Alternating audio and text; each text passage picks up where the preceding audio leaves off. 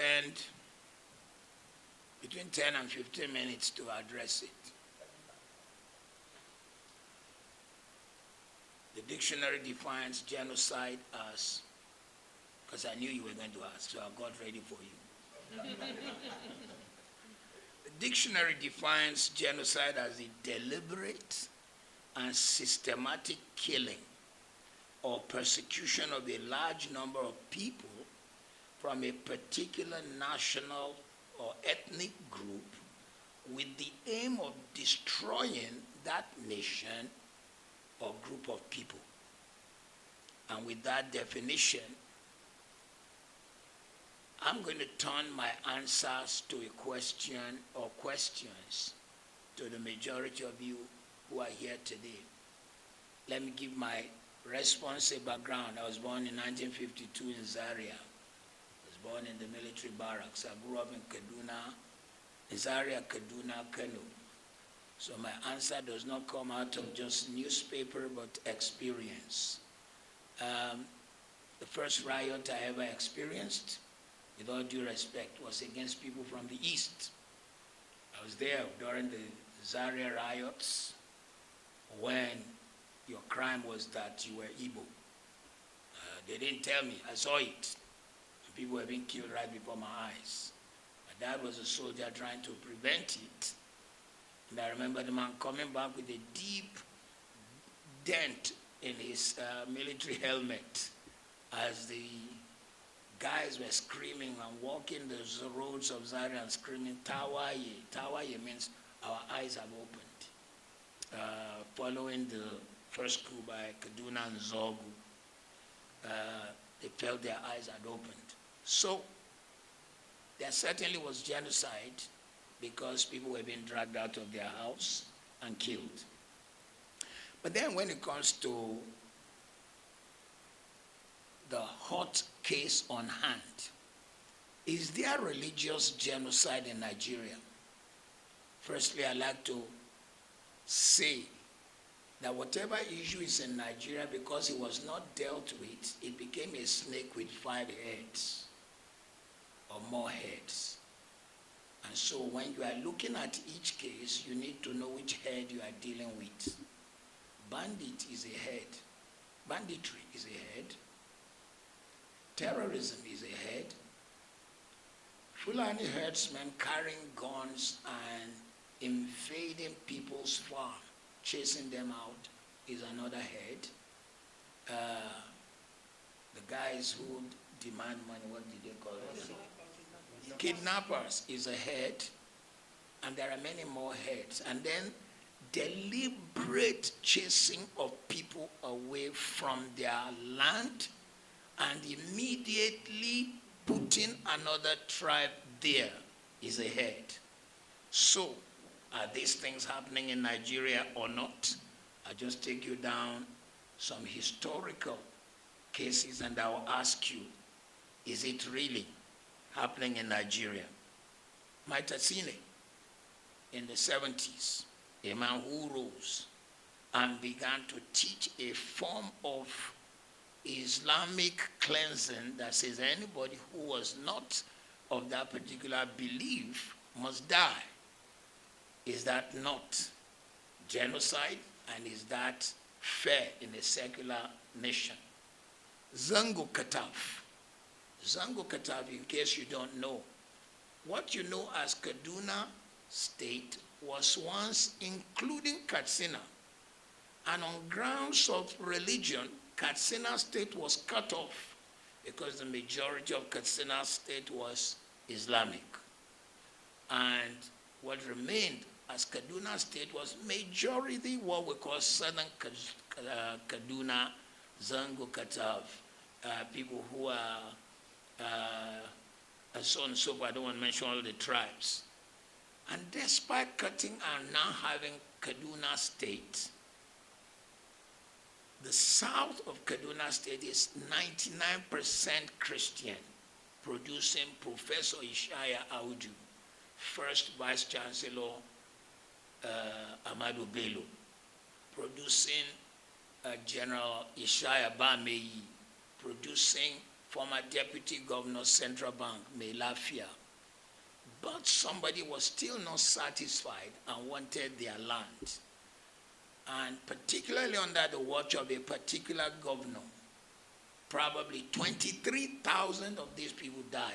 Is it so? Is it not so? And if people of that number died, I mean, Zangu Kata, people were being hacked, cut like animals because you wanted their land and because they didn't follow your religion. Is that genocide or not? There was beheading in Kanu because, what's the name of the evangelist? Reinhard Bonnke came to hold a crusade, and they said, Christian crusade is not allowed. Not only did they destroy the equipment, they cut Christians. Is that genocide or not?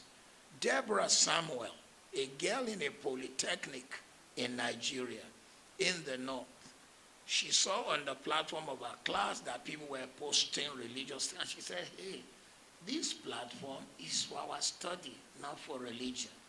They went, they killed her. And when it became a court case, 52 barristers who hold the religious faith different from hers showed up to defend the guys who killed her. Is that genocide or not? Evangelist Eunice in Greater Abuja went out 5 a.m. to do what we used to do down south here. And when we were kids, I was born a Muslim. My name is Ahmed. My mother is Aishat. My brother is Mudashir. My sister is Khadijat. My dad is Salau. But we knew people who would wake up and be waking people to prayer. That was what Evangelist Eunice did, and they hacked her to death.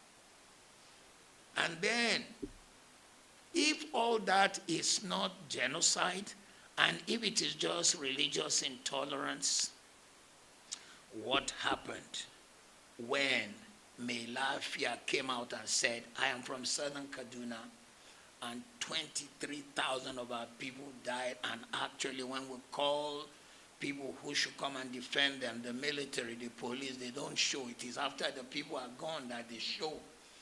And they say they have it on good record that some mysterious helicopters are coming to give these people equipment. Is that not a plan at genocide?